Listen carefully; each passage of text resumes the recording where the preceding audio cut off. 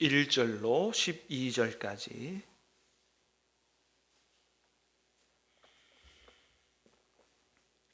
구약성경 84면 출애굽기 3장 1절로 12절까지 하나님 말씀을 교독해서 받들어 읽겠습니다. 방송실 스포트라이트를 약간만 줄여주세요. 눈이 조금 부셔요. 1절부터입니다. 모세가 그의 장인 미디안 제사장 이드로의 양떼를 치더니 그 떼를 광야 서쪽으로 인도하여 하나님의 산 호렙에 이르매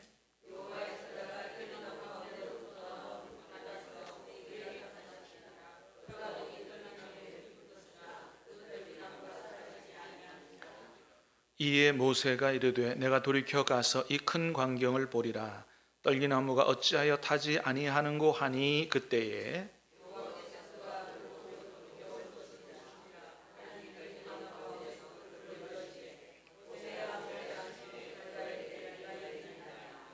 하나님이 이르시되 이리로 가까이 오지 말라. 내가 선 곳은 거룩한 땅이니 내 발에서 신을 벗으라.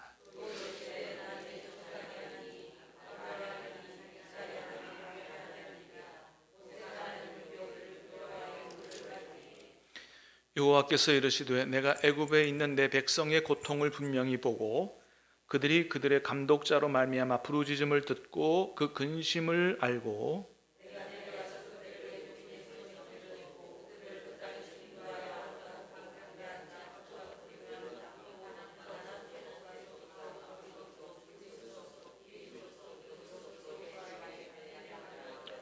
이제 가라. 이스라엘 자손의 부르짖음이 내게 달하고 애굽 사람이 그들을 괴롭히는 학대도 내가 보았으니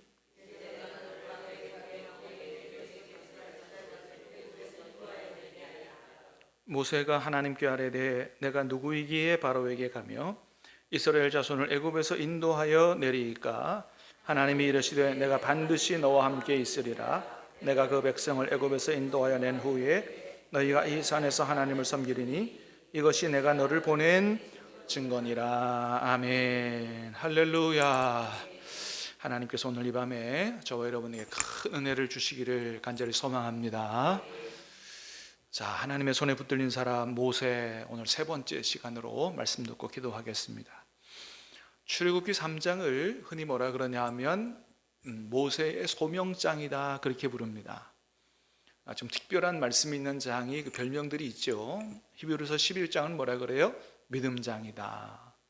고린도전서 13장은 뭐라 그래요? 사랑장이다. 그런 것처럼 출애굽기 3장은 모세의 소명장이다 그렇게 부릅니다. 왜냐하면 오늘 본문 우리가 읽은 것처럼 이 안에 어떤 내용이 기록되어 있어요? 하나님이 모세를 하나님의 일꾼으로 부르시는 장면이 기록되어져 있기 때문에 그렇습니다. 자, 1절을 먼저 한번 읽어보겠습니다. 1절 시작. 모세가 그의 장인 미디안 제사장 이드로의 양떼를 치더니 인도하여 하나님의 산 호렙에 이르매. 1절에 보니까 뭐라 그랬어요? 모세가 그의 장인 미디안 제사장 이드로의 양떼를 치고 있었다. 그렇죠? 지금 모세가 어떻게 살고 있는지를 보여주는 말씀이죠. 우리가 사실 지지난주에 출애굽기 2장 말씀 전반부 말씀 봤거든요. 전반부 말씀을 보고 후반부 말씀은 우리가 보지 않고 이제 3장으로 넘어왔는데 이 전반부 그 출애굽기 2장 전반부에는 우리가 아는 것처럼 모세가 이제 바로의 공주의 아들이 돼서 그죠? 애굽에서 장성한 이후에 한 40세쯤 됐을 때 동포들을 구원하려고 하다가 애굽 사람 하나 죽이고 광야로 도망가는 이야기를 우리가 봤죠. 미디안 광야로 도망가서 무슨 일이 있었느냐, 그 얘기가 이제 2장 후반부에 있어요. 쭉 읽어보면 미디안 광야에 가서 어떤 일이 있었는가를 보여주냐 하면 거기서 자기 부인 될 사람을 만나게 되죠. 십보라라고 하는 여인을 만나서 거기서 결혼해서 살게 되는 이야기가 2장 후반부에 기록이 되어 있어요. 그리고 이제 3장에 넘어오면서 오늘 우리가 읽은 말씀이죠. 결혼 이후에 어떻게 살았다고 얘기해요? 그의 장인 미디안 제사장 이드로의 양떼를 치면서 살았다. 모세가 애굽에서 도망 나오고 미디안 광야에서 지금까지 어떻게 살았는지가 이제 머릿속에 그려지죠. 그렇습니다. 모세가 애굽에서 도망쳐온 이후로 40년 동안 자기 처갓집에서 처가살이 하면서 장인의 양떼를 치는 목동으로 그렇게 살았다는 거죠. 여러분, 우리가 아는 것처럼 모세가 어떻게 성장했어요? 비록 친부모를 떠났지만은 바로의 공주의 아들이 돼서, 그죠? 그 당시 세계에서 가장 힘 있다고 생각하는 이집트, 오늘날에는 뭐 미국이 가장 힘 있다고 그러지만 그 당시에는 그쪽 지역에서는 거의 이집트가 세계 최대 강국이죠. 그런 최대 강국의 나라에서, 그것도 애굽 왕궁에서 왕자로 자라났어요. 최고의 문명의 혜택을 받고 최고 아주 영광을 누리면서 그렇게 자라난 사람이죠. 근데 지금 여러분 어떻게 살고 있다고요? 도망자 신세가 됐고 처가살이 하면서 장인의 양떼나 치는, 어떻게 보면 참 옛날에 비해서 초라하기 짝이 없는, 처량하기 짝이 없는 이런 삶을 살고 있죠. 자, 그런 모세가 하나님을 만납니다. 어디서 만나요? 호렙산에서 만나죠, 그죠? 그래서 이 모세가 호렙산에서 하나님 만나게 되는데, 하나님 만나기 전에 호렙산에서 양치는 그 모습이 지금 모세의 딱한 사정을 그대로 보여주는 것 같아요. 여러분, 호렙산이라고 할 때 이 호렙산의 의미가 뭐냐 하면, 저 호렙이 이제 그 고유명사 히브리 호레브의 그 음력이에요. 우리나라 말로.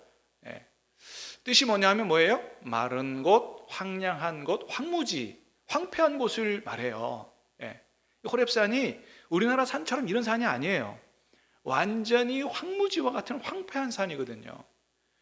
나중에 이 호렙산에서 모세가 올라가서 십계명을 받기도 하죠. 그래서 이 산을 뭐라고도 해요? 신의 산이다 라고도 하죠. 그래서 그 모세가 하나님을 만나고 십계명 돌판 받았던 그 산을 성지순례에 가서 실제로 보면 이런 산이에요. 사진을 한번 보여줄래요? 저 산이 어때요? 완전히 돌산이죠, 돌산, 그죠? 그 지금 저 산만 그런 게 아니고 그 동네 산들은 다 저래요, 다. 뭐 이렇게 풀이나 나무가 있어도 그냥 조금 이렇게 있는 완전히 황무지와 같은 이런 산이죠.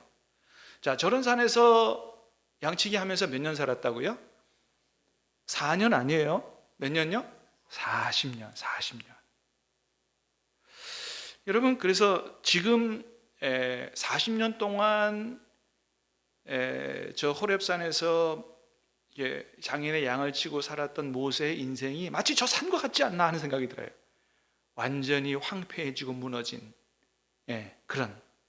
그러니까 여러분, 하나님이 모세를 어떻게 하신 거예요?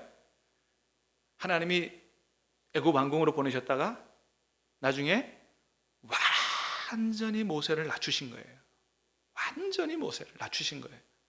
40년 전에 여러분 이 모세의 모습이 어땠어요? 굉장히 의기양양하고 자신감이 넘치는 그런 사람이었죠. 그래서 40세 때는 어떤 생각을 가졌어요? 이만하면 내가 애국에서 최고의 교육도 받았고 제일 똑똑하고, 그러니까 이만하면 됐고 이제 내가 우리 동포를 구할 수 있을 거라고 생각을 한 거예요. 그리고 내가 그런 위대한 일을 하면 동포들도 나를 이스라엘의 자기들 구원자로 그렇게 인정해 주리라고 생각을 했죠. 굉장히 자신만만했죠. 근데 여러분, 그런 모세를 하나님이 도와주시지 않았고 결국 자기가 의도했던 그 계획이 실패하게 되므로 미디안 광야로 도망가서 40년 동안 그렇게 살았어요. 그 40년 동안 미디안 광야에 살면서 하나님이 그가 가지고 있던 모든 자신감과 힘을 다 빼는 그런 일들을 하신 거죠.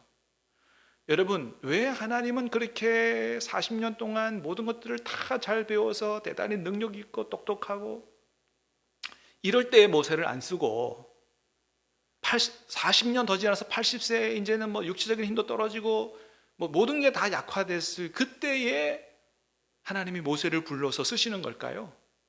왜 그렇게 힘이 다 빠질 때까지 그렇게 기다리셨던 것일까요? 왜요? 여러분? 자기가 가지고 있는 자신감이라고 하는 힘이 빠지지 않고는 하나님이 쓰실 수가 없기 때문이죠. 예. 여러분 스포츠 잘 아실 거예요. 탁구도 그렇고 야구도 그렇고 배드민턴 그렇고 테니스도 그렇고 거의 모든 스포츠는 뭘 빼야만 잘할 수 있냐면 힘을 빼야만 잘할 수 있어요. 힘 탁 들어가서 이게 안 되는 겁니다. 예. 예, 힘을 빼야 되는 거예요. 그래야 뭐냐면 스윙이 제대로 나오기 때문에요. 여러분 저도 탁구를 오래 쳤습니다만은 그냥 휘두른다고 잘 치는 게 아니에요. 예, 스매싱이면 스매싱의 궤적이 있고요. 드라이브면 드라이브의 궤적이 있어요. 그 궤적을 익혀야 되는 거거든요. 아무렇게나 휘두른다고 그게 다 되는 게 아니에요. 저도 처음에 탁구를 배울 때 코치가 자꾸 힘을 빼라 그래요. 힘을 빼라. 힘을 빼라. 나는 힘을 뺀 것 같은데 아니라는 거예요. 더 빼라는 거예요. 처음에는 무슨 일인지 잘 몰라요. 나중에 이제 자꾸 빼라고 그래서 힘을 그냥 빼듯이 이렇게 늘어뜨리니까 그제서야 코치가 내 손을 붙잡고 스윙은 이렇게 하는 거다. 이제 코치가 내 손을 붙잡고 이제 가르쳐 주는 거죠. 드라이브는 이렇게 하는 거다. 나는 길을 모르니까 뭐예요? 전문가인 코치가 알려주는 대로 가자는 대로 따라갈 때 이제 그 스윙의 궤적을 제대로 배우게 되는 거거든요. 그렇습니다. 여러분, 우리가 하나님 앞에 붙들림 바 되고 하나님 앞에 쓰임 바 되기 위해서는 뭐를 내려놔야 되느냐? 우리의 생각과 고집을 내려놔야 돼요. 그 다음에 누구 손에 붙들려야 돼요? 하나님의 손에 붙들려야 돼요. 믿습니까? 예. 우리 자신의 생각, 고집, 능력 그거 가지고 안 된다는 거예요. 하나님의 손에 붙들려야 된다. 그러려면 어떻게 해요? 하나님이 우리를 마음대로 쓰시려면 우리의 좀 힘이 빠져야 돼요. 생각의 힘, 고집의 힘, 자신감의 힘 이런 빠져야 된다는 거죠. 그리고 하나님의 손에 붙들려야 하나님이 이끄시는 대로 따라갈 수가 있고, 그래야 그 사람을 통해서 누가 역사할 수 있어요? 하나님이 역사할 수 있다는 거예요. 그렇지 않고 우리 생각으로 가득 차 있고 고집으로 가득 차 있고 하면 하나님이 우리를 통해서 역사하실 수가 없다. 하나님이 역사하지 않으시면 하나님의 일도 자기 일이 되는 거고요. 우리가 하나님의 인도를 따라서 하나님 우리를 통해 역사하실 때 하나님이 원하시는 열매가 나타나고, 그래야 누구 영광? 하나님의 영광이 드러나는 거죠. 여러분, 제가 지금은 좀 몸이 많이 좋아졌습니다만은 완전하진 않은데 제 생각에 한 95% 이상은 이제 돌아온 것 같아요. 지금 몸도 좀 가볍고 좀 많이 피곤할 때는 좀 뻣뻣하게지기도 하고 날씨 추울 때 뻣뻣해지기도 하지만은 이제는 한 1년만 지나면 100% 돌아가겠다 이런 생각이 들 정도로 몸이 굉장히 많이 좋아졌습니다. 그런데 여러분, 제가 우리 교회에 오자마자 얼마 안 돼서 제가 병을 발견하게 됐죠. 네. 그 중병이었죠. 큰 수술 7시간 반 동안 했으니까. 그때는 하나님 앞에 원망하는 기도도 좀 많이 드렸어요. 아니 하나님, 왜 지금 내가 이런 병을 알아야 돼요? 그것도 내가 무슨 잘못해가지고 걸린 게 아니잖아요. 이건 원인을 알 수 없어요. 왜? 아니 지금 이제 다 모든 걸 이제 준비해가지고 이제 담임 목회를 하면서 이제 하나님의 일을 본격적으로 더 힘있게 해야 되는데 왜 하나님 지금 내가 이런 병을 왜 이런 병을 알아야 됩니까? 하나님 앞에 원망하는 기도도 많이 드렸어요. 근데 지금 와서 느끼는 거지만 그것도 바로 하나님이 제가 가지고 있는 자신감이라고 하는 힘을 빼고자 하는 그런 특별한 의도로 주신 게 아닌가 하는 그런 생각을 해봅니다. 여러분, 제가 우리 교회 와서 얼마 되지 않아서 여러분한테 설교할 때 그렇게 했던 말을 기억해요.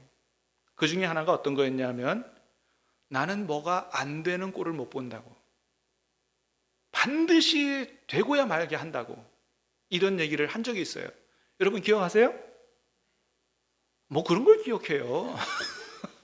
기억 안 하시는 분들 감사합니다. 그런 얘기를 한 적이 있어요. 왜 그런 말을 했냐면, 제가 한평생 그렇게 살아왔기 때문에 그래요. 제 삶의 자세가 그랬어요. 제가 어떻게 살아왔냐면, 뭘 하고 싶은 게 있잖아요. 이루고 싶은 게 있잖아요. 그러면 그걸 목표로 딱 세워놓고 될 때까지 하는 거예요. 그리고 중간에 포기는 없어요. 반드시 하고야 말지, 이루고야 말지, 뭐 이렇게 해서 살아왔어요. 뭐 공부도 그렇고 부교육자 할 때도 맡은 일은 거의 완벽 이상으로 했어요. 담임 목사님이 뭘 하나를 맡기면 두세 개 하는 정도가 아니었어요. 하나 맡기면 10개 정도 했어요. 10개 정도. 아니, 이야기하기 전에 다 우리나라 교회를 조사해가지고 프로그램을 내고 뭐 맡은 일은 반드시 책자를 만들어서 일을 하고 했어요. 그래서 오죽했으면 서울 지역에서 소문이 나가지고 저를 40이 되기 전에 담임 목사로 데려가겠다고 청빙이 들어왔었어요. 근데 목사님이 안 보냈습니다. 못 보낸다고. 권 목사 없으면 교회가 안 돌아가가지고 못 보낸다고. 그래서 담임 목사 못 갔습니다. 아마 그때 갔으면 여기 안 왔을 거예요. 그럼 여러분도 못 만나고 신함교회 온 게 할렐루야인 줄 믿습니다. 아니에요? 자, 어쨌든 그랬어요.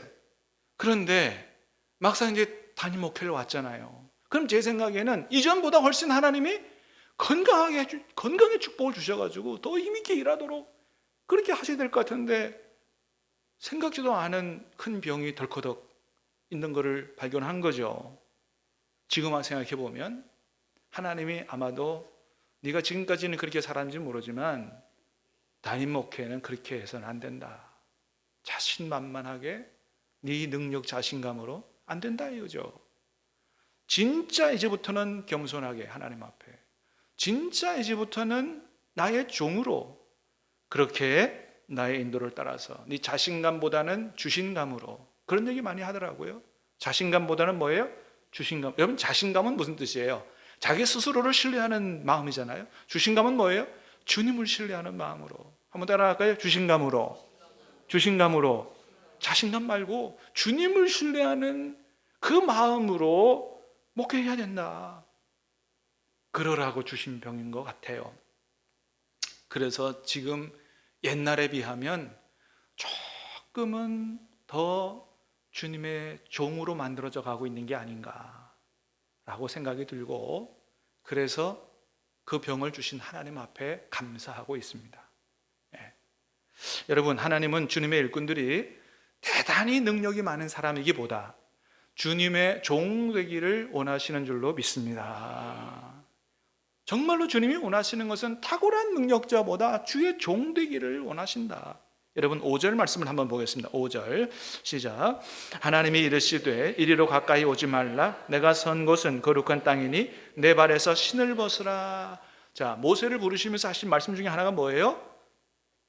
내가 선 곳은 거룩한 땅이니 내 발에서 신을 벗으라. 여러분, 그 황무지와 같은 땅을 하나님이 거룩한 땅이라 그러세요. 왜요? 누가 임재하셨기 때문이에요. 하나님이 임재하셨기 때문이에요. 여러분, 여러분의 가정에 하나님이 임재해 계십니까? 여러분, 여러분의 사업장에 하나님이 임재해 계십니까? 거룩한 땅인 줄로 믿으시길 바랍니다. 환경적으로야 황무지 같아도 별 볼 일 없다고 해도 하나님이 임재해 계시고 거룩한 땅이다. 하나님이 여기에 내가 임재해 있으니 거룩한 땅이니 이리로 가까이 오지 말고 하시는 말씀이 뭐예요? 네 발에서 신을 벗으라고 말씀하세요. 그 신을 벗으라고 하는 말씀이 무슨 의미냐 하면 그 당시에는 누가 신을 안 신고 다녔느냐? 노예들이 신 안 신고 다녔어요. 그러니까 신 벗으라는 얘기는 무슨 얘기예요? 네가 내 앞에서 이제부터는 내 종이 되라 라고 하는 말씀을 하는 거죠. 그렇습니다. 40세 때 탁월한 능력이 많을 때, 자신감 넘칠 때 안 부르시고 40년 더 지나서 완전히 힘이 뭐고 자신감이 뭐고 다 빠지고 잃어버렸을 때, 가장 연약할 때 모세를 부르시면서 그렇게 말씀하시는 거예요. 여러분, 그래서 하나님은 되도록 어떤 사람을 택하시느냐? 능력 많은 사람도 택하지만 되도록 연약한 사람을 택하시는 겁니다. 부족한 사람을 택하시는 거예요. 왜요? 그래야 하나님 앞에 겸손하고, 그래야 하나님이 그 사람을 통해서 역사하시고 하나님의 영광을 거두실 수 있기 때문에, 자신감 넘치고 자기가 뭐든지 할 수 있다, 하나님이 일하실 수도 없고 하나님의 영광이 드러나지 않는다. 여러분, 11절 보시기 바랍니다. 11절 시작. 모세가 하나님께 아뢰되 내가 누구에게 바로에게 가며 이스라엘 자손을 애굽에서 인도하여 내리까. 뭐라 그래요? 하나님 부르시니까 내가 누구이기에 바로에게 가며 내가 누구이기에 이스라엘 자손을 애굽에서 인도하여 내리까. 그렇게 얘기합니다. 40년 전에는 어떻게 생각했어요? 나이기에 동포들을 구원해낼 수 있다 이렇게 생각했어요. 나 아니면 누가? 네, 지금은 어떻게 해요?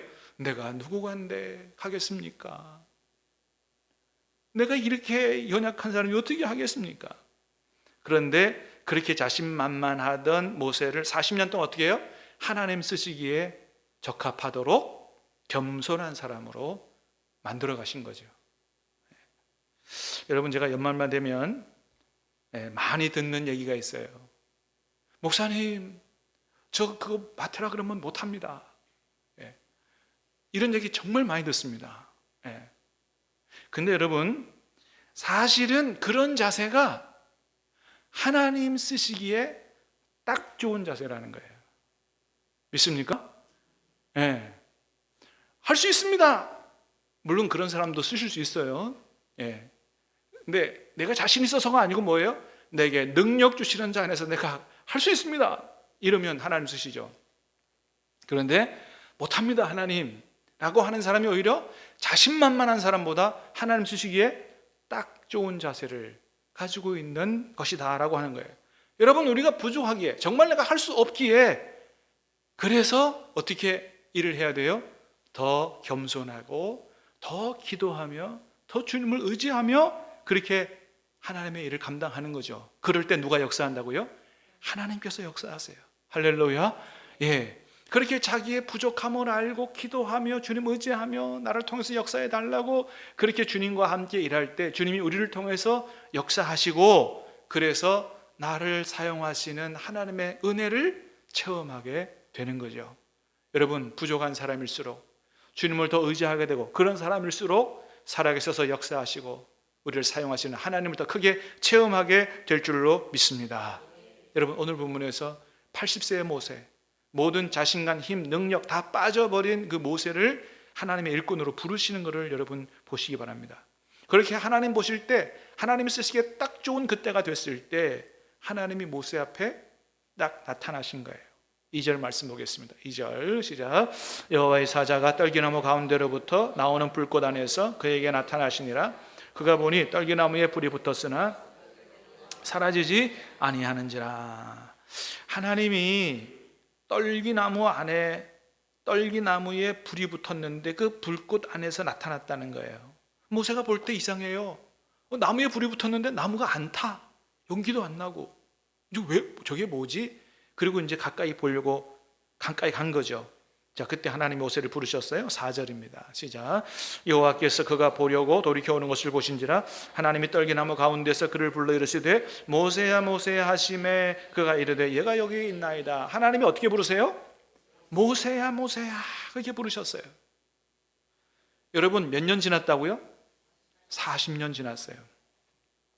40년 지났는데 하나님이 모세의 이름을 잊어버리지 않았습니다. 할렐루야. 안 잊어버리셨어요.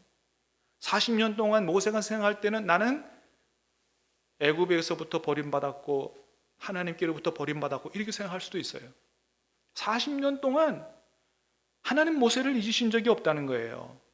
아니, 40년 동안이 아니죠. 어릴 때에 나일강에 버려질 때부터, 그가 애굽 왕궁에 들어가서 교육받을 때까지, 또 실수하고 사람 죽이고 미디안 광야로 도망가서 40년 실패자처럼 사는 동안에도 하나님은 그를 잊으신 적이 없다라고 하는 겁니다. 사랑하는 여러분, 우리가 어떤 상황에 있더라도 절대로 하나님이 저와 여러분을 잊으시는 일이 없는 줄로 믿으시기를 바랍니다. 마치 실패한 인생 같을지라도, 그래서 다른 사람들은 다 눈길 안 주고 잊어버린다 할지라도 하나님은 하나님의 자녀로 선택한 저와 여러분을 결코 잊지 않으시는 분인 줄로 믿으시기를 바랍니다. 이사야 49장에서 뭐라 그러세요? 그래서 시작. 여인이 어찌 그 젖 먹는 자식을 잊겠으며 자기 곁에서 난 아들을 긍휼히 여기지 않겠느냐? 그들은 혹시 잊을지라도 나는 너를 잊지 아니할 것이라. 어머니가 잊어버릴지라도 나는 너를 잊을 수가 없다고 말씀하시는 거예요. 여러분 이 말씀을 가슴에 새기고 살 수 있기를 주님의 이름으로 축복합니다. 어떤 경우에 있어도 하나님 우리를 안 잊으신다는 거예요. 기억하신다는 거예요. 그렇게 연약한 모세를 부르신 하나님이 쓰실 때가 돼서 연약한 그를 부르시고 그에게 꿈과 비전과 사명을 주십니다. 7절부터 10절까지 쭉 보겠습니다. 시작. 여호와께서 이르시되 내가 애굽에 있는 내 백성의 고통을 분명히 보고 그들이 그들의 감독자로 말미암아 부르짖음을 듣고 그 근심을 알고 내가 내려가서 그들을 애굽인의 손에서 건져내고 그들을 그 땅에서 인도하여 아름답고 광대한 땅, 젖과 꿀이 흐르는 땅, 곧 가나안 족속, 헷 족속, 아모리 족속, 브리스 족속, 히위 족속, 엽수 족속의 지방에 데려가려 하노라. 이제 가라. 이스라엘 자손의 부르짖음이 내게 달하고 애굽 사람이 그들을 괴롭게 하는 학대도 내가 보았으니 이제 내가 너를 바로에게 보내어 너에게 내 백성 이스라엘 자손을 애굽에서 인도하여 내게 하리라. 하나님이 모세에게 꿈과 비전을 주세요. 애굽에 있는 애굽에 있는 내 백성의 고통을 내가 분명히 봤다. 그들의 근심도 받고 부르짖음 소리도 들었고, 그래서 이제 내가 내려가서 8절에 보니까 그죠? 내가 내려가서 그들을 애굽인의 손에서 건져내고. 누가 건져내요? 내가 건져낸다는 거예요. 내가 건져낸다. 그리고 누가 인도해요? 내가 그들을 인도해서 내가 젖과 꿀이 흐르는 땅으로 데려가겠다고 말씀하세요. 그러면서 하는 말이 뭐예요? 이제 가라. 그리고 내가 너를 바로에게 보내서 너를 통해서 애굽에서 내 자손을 인도하여 내게 하리라. 그러니까 가서 모세가 하긴 하지만 그 모세를 통해서 누가 하신다고요? 하나님이 하신다. 믿습니까? 그렇습니다. 하나님이 우리에게 꿈과 비전과 사명을 주시고 우리가 수고하고 하지만, 그러나 내가 하기보다 우리를 통해서 누가 하신다고요? 하나님이 하신다는 거예요. 할렐루야. 여러분, 우리가 능력이 부족해도 하나님이 우리를 통해서 하면 여러분 이루어지는 줄로 믿습니다. 그렇습니다. 근데 그렇게 말씀하셨어도 모세가 가기를 두려워해요. 그래서 하나님이 약속 하나를 더 주시죠. 12절입니다. 12절 시작. 하나님이 이르시되 내가 반드시 너와 함께 있으리라.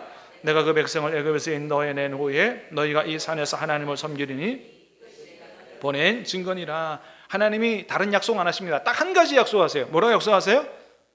내가 반드시 너와 함께 있으리라. 할렐루야. 여러분, 이게 가장 큰 축복인 줄로 믿습니다. 전능하신 하나님이 함께 하신다는데 뭐가 걱정이에요? 전능하신 하나님이 나를 통해서 하신다는데 뭐가 염려가 되는 거예요? 여러분, 하나님이 하시면 되는 줄로 믿습니다. 그렇습니다. 여러분, 그리고 내가 너를 통해서 어떤 일을 이루는지 그 열매 증거도 주님 보여주신다는 거예요. 그리고 나중에 그게 그대로 다 이루어지죠. 여러분, 주님이 저와 여러분에게 여러분에게도 하신 약속이 있어요. 그 뭐예요? 내가 세상 끝날까지 항상 너와 함께 있으리라. 할렐루야. 여러분, 이 약속의 말씀을 굳게 붙잡으시기를 축복합니다. 좋은 일이 있어도 나쁜 일이 있어도 우리가 능력이 강해도 연약해도 전능하신 하나님이 항상 함께 우리와 있을 것이라고 말씀하셨어요. 여러분, 그 약속을 붙들고 여러분 환경을 초월해서 여러분 승리할 수 있기를 주님의 이름으로 축복합니다. 우리가 가장 연약할 때가 누구 만날 때다? 하나님 만날 때다. 여러분, 하나님 만나시기를 축복합니다. 그리고 하나님이 우리를 강건케 하시기만을 원하시는 게 아니고 우리를 하나님의 일꾼으로 불러 쓰시기를 원하세요. 하나님이 부르시거든 못한다고 하지 마시고 아멘 감사합니다 하고 하나님이 주시는 꿈과 비전과 사명 가지고 주님과 함께 주님의 인도를 따라 귀하게 우리의 삶을 드림으로 하나님께서 우리를 통해서 하나님 이루시고자 하시는 귀한 일들이 이루어지고 하나님의 영광을 거두시는 그런 우리 여생 될 수 있기를 주님의 이름으로 축복합니다. 우리 찬양하고 기도하겠습니다. 물이 바다 덮음같이 찬양하십시다.